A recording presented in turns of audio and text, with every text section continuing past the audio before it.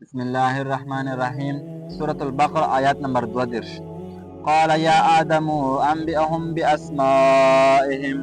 الله وویل اے آدم ته د هغه شیزونو نومونه فرښتو ته ووایه کوم چې درته ما ویلي دي کوم چې درته ما یاد کړي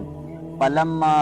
انبأهم بأسمائهم بیا چې آدم علیه السلام هغه فرښتو ته د هغه شیزونو نومونه وویل کوم چې ورته الله پاک ویلي وو د دې نه مخکې په آیاتونو کې موږ ویلي دي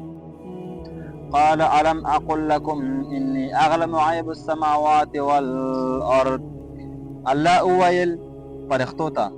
آیا ما تاسو ته نه وویل چې د اسمانونو او د ځمکې غیب یعنې پټې خبرې پیژنم وعلم ما تبدون وما كنتم تكتمون او زه هغه پیژنم چې تاسو یې په ظاهره کوئ او چې تاسو یې پټې ساتئ یعنې زه هغه خبرې هم پیژنم چې کومې تاسو په ظاهره باندې کوئ کومې تاسو په ظاهره دي او هغه خبرې هم پیژنم کومې چې تاسو په زړه کې دي یعنې تاسو په ذهنونو کې دي نو د نور تلاوت د اورېدلو دپاره زموږ اکاونټ ته لاړ شئ د بل صورت یعنې د بل آیت د اورېدلو دپاره